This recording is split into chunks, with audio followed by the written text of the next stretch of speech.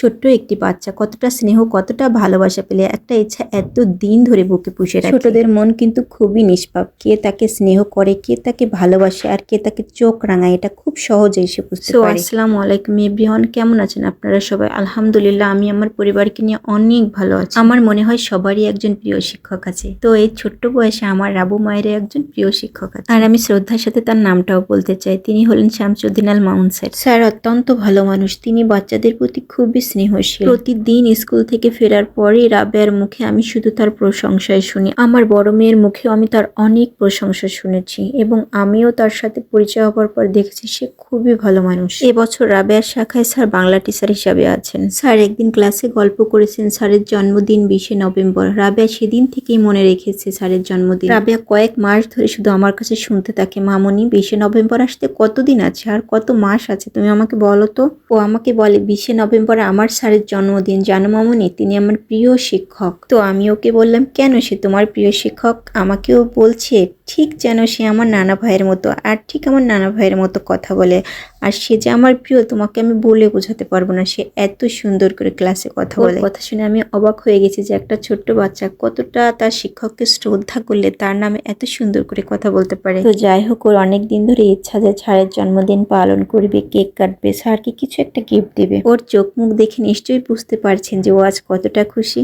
ওদের যেহেতু বার্ষিক পরীক্ষা চলছে, তো ওরা দুই বোন তাড়াতাড়ি বেরিয়ে গেল। ওদের স্কুল বাসও চলে এসেছে এবং আমাকে বললো, মামনি তুমি তাড়াতাড়ি এসো। তো আমি তাড়াতাড়ি ছোট মাছ দিয়ে একটা মাখা তরকারি বসিয়ে দিলাম। তাড়াতাড়ি আমার একটা তরকারি হওয়া মাত্রই আমি বেরিয়ে পড়লাম। স্কুল ম্যাগাজিন দেখে রাবেয়া স্যারের একটি ছবি আর্ট করেছিল, আর সেটাই আমাকে বাঁধাতে হবে বলে আমি তাড়াহুড়া করে বেরিয়ে পড়লাম। তখন প্রায় 12টা বাজে আর রাবেয়ার পরীক্ষাও প্রায় শেষ হয়ে এসেছিল। তাই আমি ড্রাইভার ভাইকে ফোন দিলাম, ভাই ওকে একটু মলের সামনে নামিয়ে দিয়ে। আমি আর মুন্থা ততক্ষণে গাড়িটার আসার অপেক্ষায় রোডের উপর দাঁড়িয়েছিলাম। প্রচন্ড রোদ ছিল আর গাড়িটা আসতেও একটু দেরি হচ্ছিল, হয়তো বা রাস্তায় একটু জ্যাম ছিল। এর মধ্যে হঠাৎই দেখতে পাই রাবেয়ার গাড়িটি চলে এসেছে। তো ড্রাইভার ভাই আমাদের প্রথমে খেয়াল করতে পারেনি, এর জন্য গাড়িটা অনেক দূরে টেনে নিয়ে চলে গেছিল। আর গাড়ি থেকে নামো মাত্রই তো আমার রাবু মা খুবই রেগে গিয়েছে। সে নাকি আমাদেরকে দেখানোর জন্য আঙ্কেল আঙ্কেল বলে চিৎকার করছে, কিন্তু আঙ্কেল কিছুতেই শুনতে পাচ্ছে না। এখন আমরা রাবেয়াকে পেয়ে গিয়েছি, তাই আমাদের প্ল্যান মাফিক টুকিটাকি কিছু কাজ সারার জন্য মলে ঢুকে পড়লাম। প্রতিবারই যখনই মলে আসি, ওদের কোনো কাজ থাকুক আর না থাকুক, এই উপরে এই সিঁড়িতে ওরা দু বোন দুবার উঠবে। এবার আমি সিঁড়ি থেকে নামা মাত্র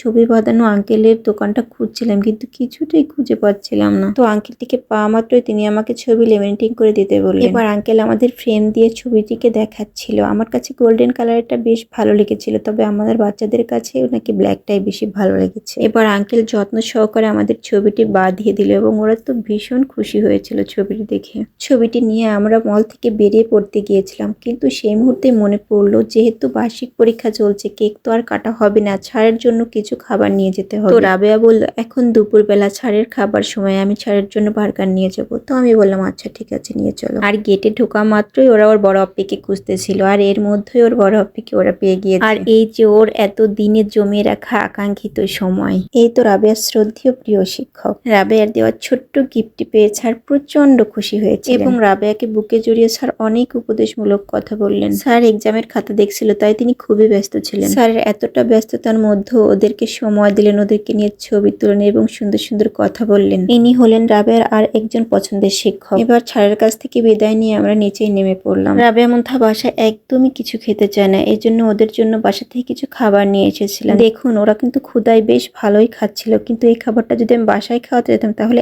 একদমই খেতে চাইতো না। বুদ্ধি করে এই ট্রিকটা অনেকেই কাজে লাগাতে পারেন। যখনই বাসার থেকে বাইরে আসবেন, কিছুটা বাসার খাবার সাথে নিয়ে আসবেন। খাবার খেয়ে আমার মেয়েরা এখন পাখির মতো উঠছে। এবার আমরা পুনরায় আবারও শপিং মলের দিকে যাচ্ছিলাম, কারণ ওখান থেকে আমার বড় মেয়ের কিছু বই এবং ওদের জন্য আবারও বার্গার কিনে নিয়ে তারপর বাসার উদ্দেশ্যে রওনা হব। এই কেকগুলো নাকি ওদের খুবই পছন্দ হয়েছিল। নিজেদের বার্থডেতে নাকি ওরা ভালো কোনো ডিজাইনই খুঁজে পায় না। আজকের মতো এ পর্যন্তই। আল্লাহ হাফেজ।